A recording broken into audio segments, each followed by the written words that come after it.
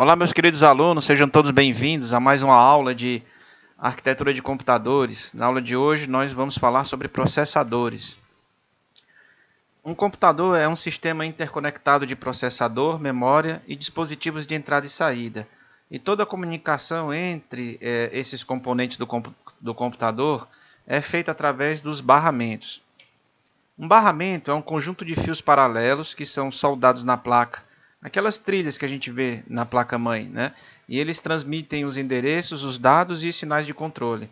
Se a gente observar aqui uma foto de uma placa-mãe, você pode observar aqui, essas pequenas trilhas, né? São elas que são responsáveis por levar os dados de um lado a outro da placa. Você vê aqui alguns slots na qual você encaixa um pente, né, de algum dispositivo, pode ser uma memória RAM, uma placa de vídeo ou uma placa de rede, na qual você vai conectar os barramentos desse dispositivo, dessa placa que você está colocando na sua placa-mãe, com o barramento presente na placa-mãe. Então, todos os dados, todas as transmissões que fluem de um lado para o outro é feita através desses barramentos.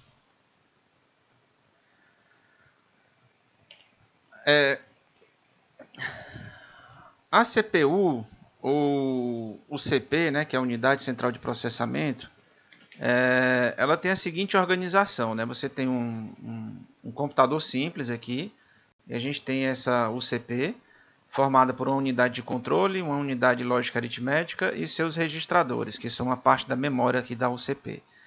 Temos também como componentes do computador a memória principal, o disco e a impressora.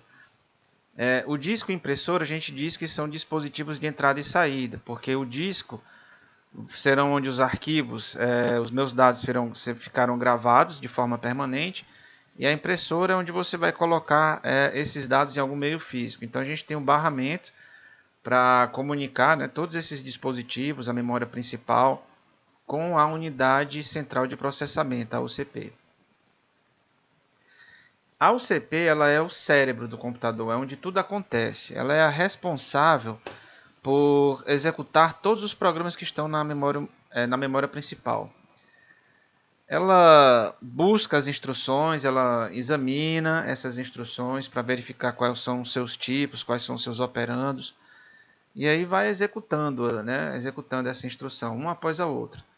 E ela é composta por várias partes distintas. Uma delas é a unidade de controle, que é responsável por buscar as instruções na memória principal, determinar seu tipo, e a unidade lógica aritmética, que vai efetuar operações como adição, e lógico ou lógico, as operações lógicas que a gente está acostumado a tratar.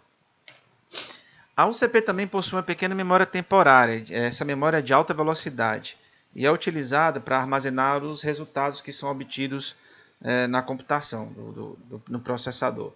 Então, todos os resultados temporários vão ser armazenados nessa memória de alta velocidade. E também elas são utilizadas para ter algum controle de informação. Essa memória é composta por um conjunto de registradores, e cada registrador vai ter um tamanho e uma função.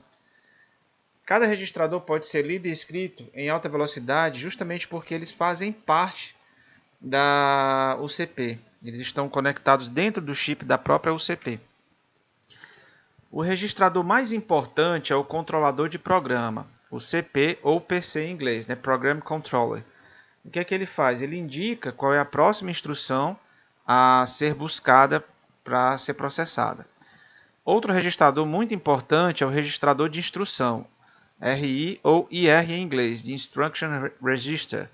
Ele mantém a instrução que está sendo executada neste momento ali, ele fica guardando os dados dessa instrução.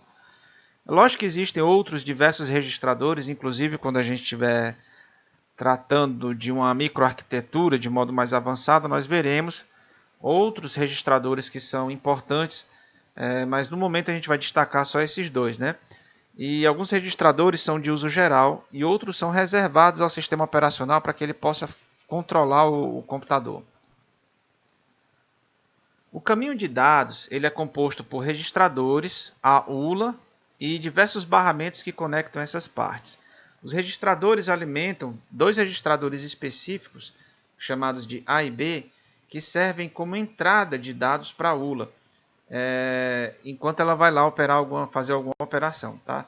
E a gente tem que destacar que nem todos os CPs possuem esses registradores A e B.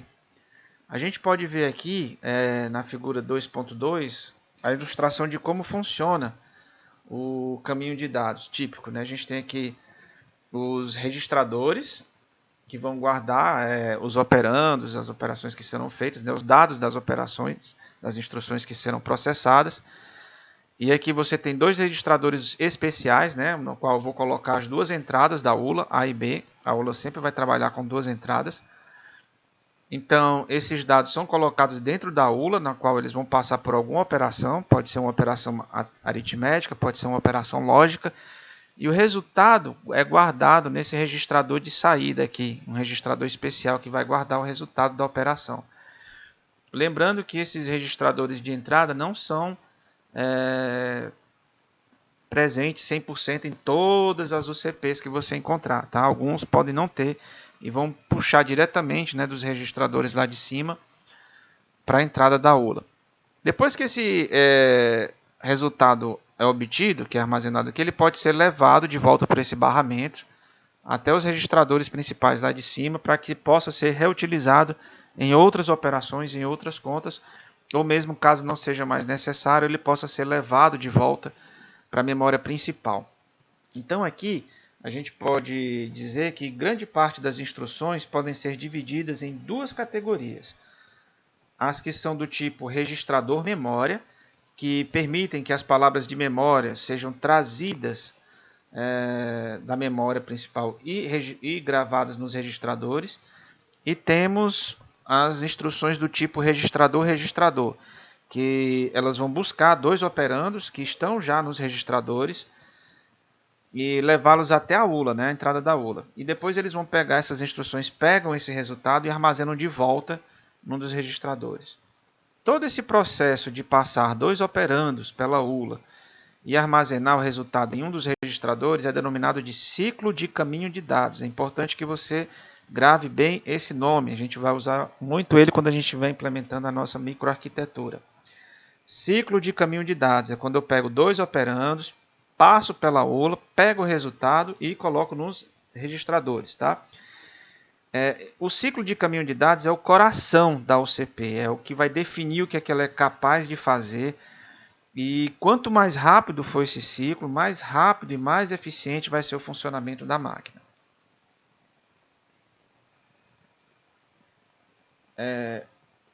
Temos aqui como é que é o ciclo de operação da UCP, né? Como é que funciona? Ela funciona nessa série de etapas que fica em looping.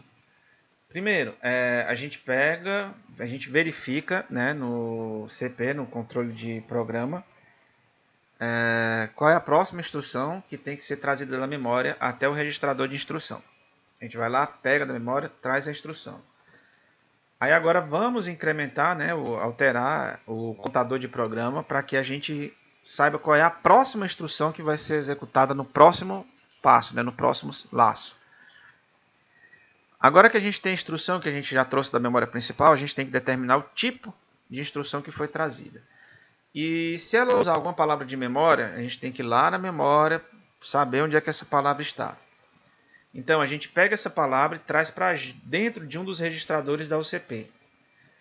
Finalmente a instrução é executada e o ciclo se repete, né? A gente traz a próxima instrução, altera o contador de programa, determina o tipo de instrução trazida.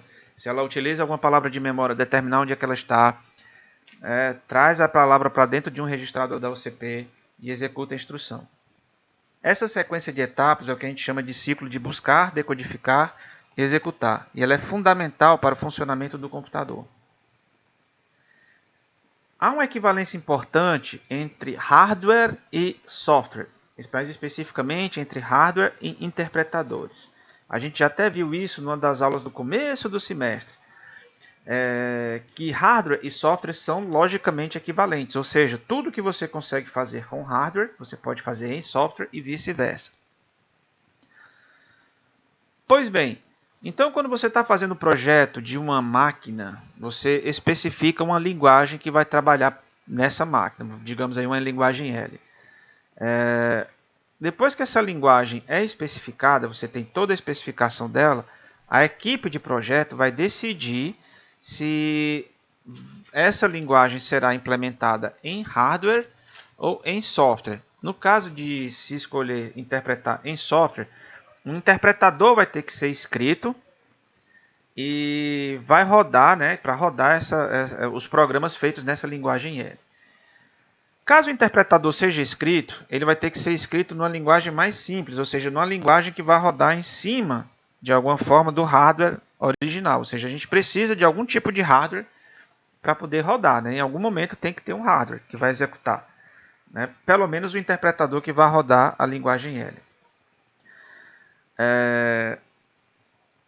Bom, ainda são possíveis também construções híbridas, né? Ou seja, parte da linguagem vai rodar em hardware e parte da linguagem vai rodar de forma interpretada. Ou seja, você pode ter as partes mais simples e os comandos da linguagem que são mais simples e que aparecem com mais frequência nos programas, você pode colocar ele para rodar diretamente em hardware. E já os comandos mais complexos da linguagem e que aparecem com menos frequência, você pode colocar para que eles rodem em software. Isso aí é uma abordagem híbrida. Um interpretador vai subdividir as instruções da máquina em pequenas etapas. Sendo assim, a máquina na qual o interpretador roda deve ser mais simples e mais barata do que o equivalente em hardware. Essa economia é bastante significativa se a máquina em questão tiver um grande número de instruções e essas instruções forem razoavelmente complexas. Os primeiros computadores tinham instruções pequenas e simples, mas a procura por equipamentos mais poderosos levou à criação de instruções individuais mais poderosas. E o uso de um interpretador para a execução em software traz uma economia pelo fato de que o hardware que você está utilizando para executar as instruções está sendo substituído por software. E não há como negar que software é mais barato do que hardware, apesar de o hardware muitas vezes executar uma instrução mais rapidamente.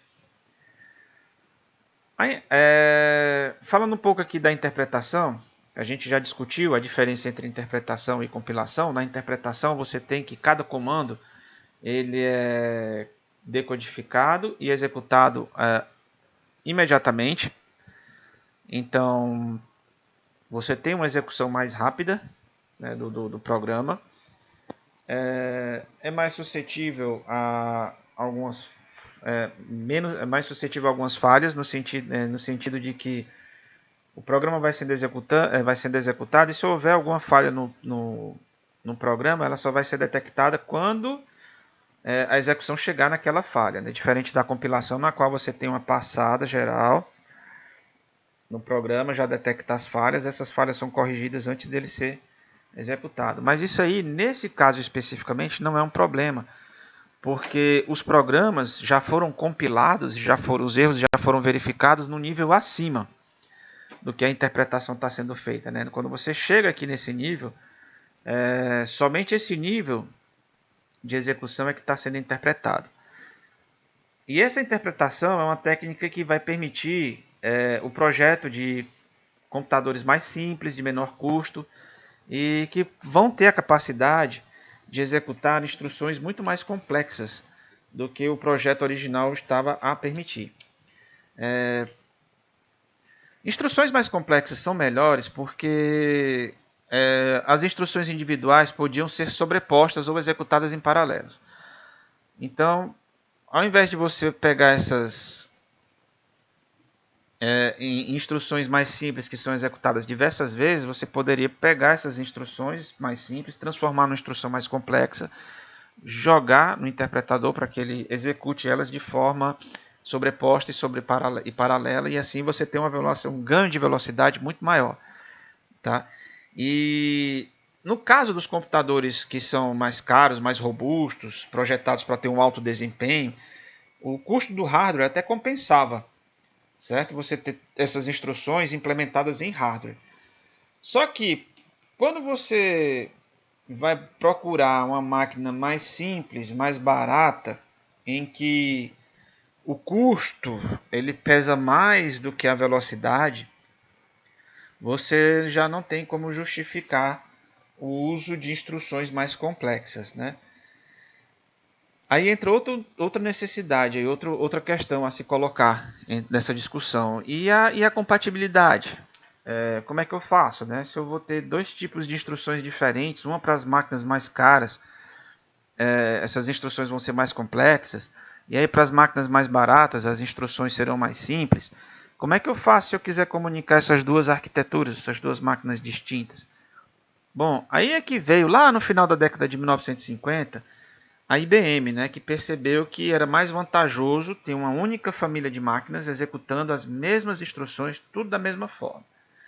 E foi ela que cunhou o termo arquitetura de computador, justamente para descrever uma família de máquinas que são plenamente compatíveis. Só que aí surge uma pergunta, né? Como é que eu vou construir um computador de baixo custo que poderia executar as mesmas instruções complicadas de um outro computador de alto desempenho e que é bem mais caro? Computadores simples e com instruções interpretadas tinham como vantagem a capacidade de corrigir instruções que eram executadas incorretamente, ou mesmo compensar as deficiências de um projeto de hardware, apresentar mais instruções a um custo menor, mesmo com a máquina já funcionando nas instalações do cliente, o desenvolvimento, teste e documentação eficiente dessas instruções que são mais complexas. Logo se descobriu que instruções mais complexas levavam a execução mais rápida, mesmo que demorassem mais para serem executadas de forma individual. Muitas instruções ocorriam frequentemente em sequência, então por que não pegar essas instruções que ocorriam frequentemente e colocar numa instrução só, né, que fizesse o trabalho todinho? Foi aí que em 1970 o mercado explodiu. Pum! A capacidade de computação das máquinas cresceu muito depressa e a demanda por máquinas que tivessem um baixo custo também cresceu muito. Todo esse ambiente favoreceu o projeto dos computadores que usassem instruções interpretadas ao invés de instruções de hardware. E aí a gente vê um cenário se montando para que praticamente todos os computadores projetados nessa década, desde dos microcomputadores até os mainframes, tivessem como base a interpretação. A utilização de um interpretador eliminava as limitações do custo, de modo que os projetistas começaram a explorar instruções cada vez mais complexas. E embora os microprocessadores de 8 bits fossem máquinas muito simples, com um conjunto de instruções muito simples, no final dessa década de 1970, até mesmo eles já tinham seus projetos baseados em interpretação. Nesse período, além do preço do hardware para executar as instruções complexas, haviam também as memórias rápidas de somente leitura, as chamadas memórias de controle. Tais memórias eram utilizadas para armazenar os interpretadores e aumentava bastante a velocidade de execução. Arquitetura RISC e arquitetura CISC. O que é a arquitetura RISC? O RISC vem do inglês, né, Reduced Instruction Set Computer, ou seja, um computador com um conjunto de instruções reduzido, mais simples. E o CISC é Complex Instruction Set Computer, que seria um computador com um conjunto de instruções complexo, mais robusto, maior. E em 1980, lá em Berkeley, surgiu uma equipe de projetistas que começou a projetar chips para os CPs, né, VLSI, que são circuitos integrados de altíssima escala. Esse tipo de circuito permitia colocar muitos componentes numa área bem pequenininha. Então, esse projeto era baseado nos que chamavam de RISC, né? Reduced Instruction Set Computer, e foi baseado justamente dessa forma, e o primeiro chip foi chamado de RISC-V CPU. Essas novas UCPs, elas não eram compatíveis com nada do que se encontrava no mercado.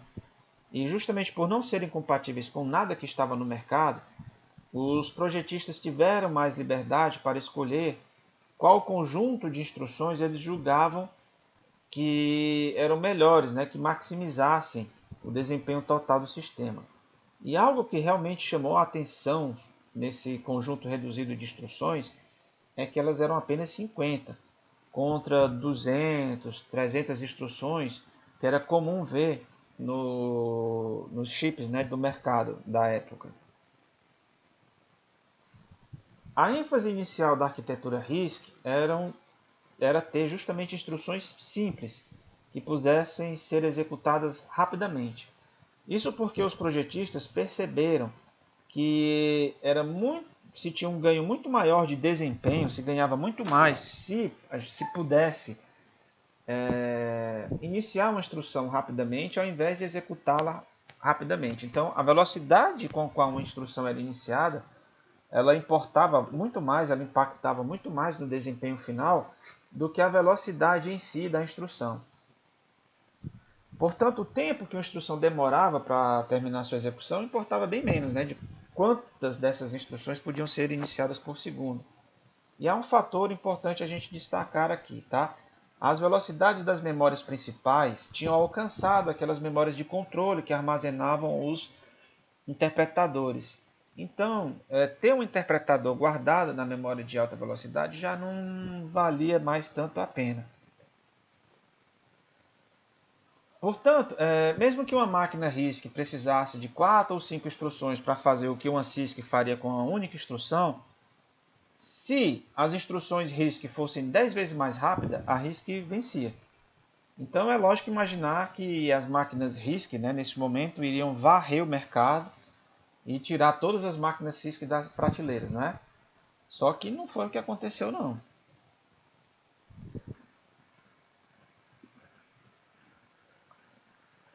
Primeiro, a gente tem que lembrar da questão da compatibilidade.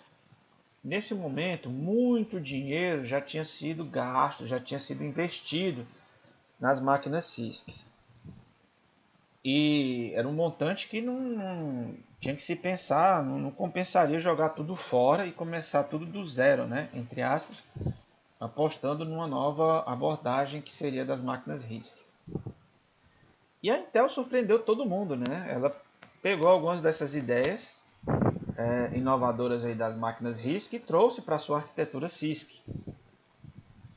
A partir do 486 da Intel, as UCPs dela partiram para uma abordagem mista, uma abordagem híbrida, que seria o seguinte: a gente teria um núcleo RISC que executaria as instruções mais simples no único ciclo do caminho de dados, enquanto que as instruções CISC, que são aquelas que são mais complexas, seriam interpretadas no modo tradicional. E aí a gente tem como resultado que as instruções mais simples e mais comuns são executadas mais rapidamente, enquanto que as menos comuns e mais complexas podem se dar ao luxo de serem executadas mais lentamente. Essa abordagem ainda permite que você tenha compatibilidade com softwares antigos, que podiam ser executados nesse chip sem modificação alguma. Princípios para projetos de computadores modernos. Há um conjunto de princípios de projeto denominado Princípios de Projeto RISC, que os arquitetos, né, de UCP se esforçam para seguir. Certas limitações, como a exigência de compatibilidade, muitas vezes exigem uma solução de conciliação de tempos em tempos. Bom, vamos lá, os princípios para os projetos de computadores modernos. O primeiro deles nos diz que todas as instruções são executadas diretamente no hardware. Ou seja, nada de interpretação. Aqui você cai fora da interpretação. Toda instrução tem que ser, pelo menos as instruções comuns, né? Não precisa ser todas. As instruções comuns elas são executadas diretamente do hardware e não são interpretadas por microinstruções, né? Então, eliminar o nível de interpretação dá mais velocidade à maioria das instruções. E no caso de computadores que executem conjuntos de instruções CISC, as instruções mais complexas podem ser subdivididas em partes separadas que então podem ser executadas como uma sequência de microinstruções no próprio hardware. Essa etapa extra ela torna a máquina um pouquinho mais lenta, porém Para instruções que ocorram com menos frequência, a gente pode até aceitar essa penalidade de tempo. Maximize a taxa de execução de instruções. Computadores mais modernos recorrem a muitos truques para maximizar seu desempenho, entre os quais o principal é tentar iniciar o máximo possível de instruções por segundo. Afinal, se você puder emitir 500 milhões de instruções por segundo, terá construído um processador de 500 MIPS. Não importa quanto tempo elas realmente levem para ser concluídas. MIPS quer dizer milhões de instruções por segundo. E esse princípio sugere que o paralelismo pode desempenhar um importante papel na melhoria do desempenho, uma vez que emitir grandes quantidades de instruções lentas em um curto intervalo de tempo só é possível se várias instruções puderem ser executadas ao mesmo tempo. Embora as instruções sempre sejam encontradas na ordem do programa, nem sempre elas são executadas nessa mesma ordem. Por algum recurso que pode estar ocupado e ele é necessário, mas ele está ocupado em algum outro lugar. Tá? Então, elas também não precisam terminar na ordem do programa. É claro que se a instrução 1 estabelece um registrador e a instrução 2 usa esse registrador, a gente tem que tomar muito cuidado para garantir que a instrução 2 não leia o registrador até que esse registrador tenha armazenado dentro dele o valor correto. Fazer isso funcionar direito requer muito controle, mas possibilita ganhos de desempenho, porque aí a gente pode executar várias instruções ao mesmo tempo. As instruções devem ser fáceis de decodificar.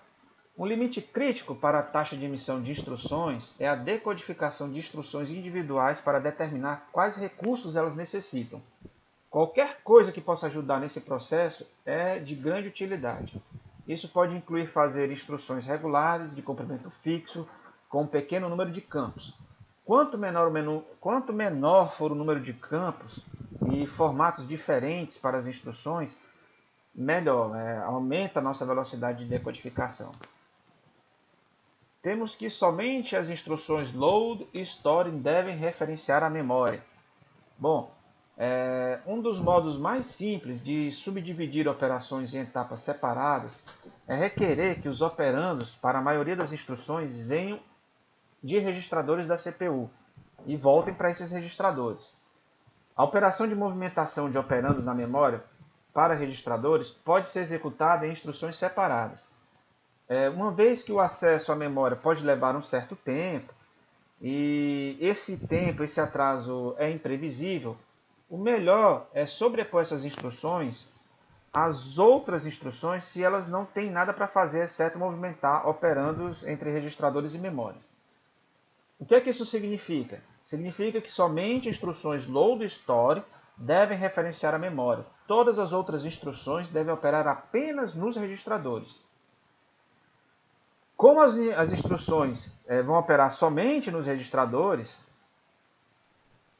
então providencie muitos registradores, o tanto quanto você puder providenciar. De modo que assim, quando uma palavra for buscada, ela pode ser mantida em um registrador até não ser mais necessária.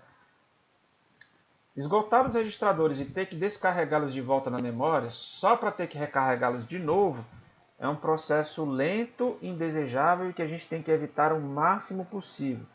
Portanto, a melhor maneira de se conseguir isso é ter um número suficiente de registradores para se trabalhar. Paralelismo. Temos 3 tipos de paralelismo nos quais vamos discutir aqui agora. Temos o paralelismo propriamente dito, chamado pipeline. Temos as arquiteturas superescalares e o paralelismo a nível de processador, nos quais a gente destaca os computadores paralelos, os multiprocessadores e os multicomputadores. Bom, os arquitetos de computadores estão sempre se esforçando para melhorar o desempenho das máquinas que eles estão projetando. Então, fazer os chips funcionarem com maior rapidez, aumentando a sua velocidade de clock, é um modo de fazer com que o desempenho das máquinas melhore. Mas, para cada projeto novo, a gente esbarra num limite do que é possível fazer naquele momento da história, da tecnologia. A gente tem um limite tecnológico do que se pode fazer. Então, grande parte dos arquitetos de computadores busca no paralelismo um meio de conseguir um desempenho melhor, dada uma velocidade de clock. O paralelismo tem duas formas gerais a se saber. A gente pode colocar o paralelismo no nível de instrução e no nível de processador. No primeiro caso, o paralelismo é explorado dentro de instruções individuais para que a máquina consiga executar mais instruções por segundo. No último caso, temos várias CPUs, um número maior de CPUs, trabalhando em conjunto para resolver o mesmo problema. Cada uma dessas abordagens tem seus prós e seus contras. E a gente vai estudar agora, vamos discutir um pouquinho esses dois tipos de paralelismo. A começar pelo pipeline, ou paralelismo propriamente dito.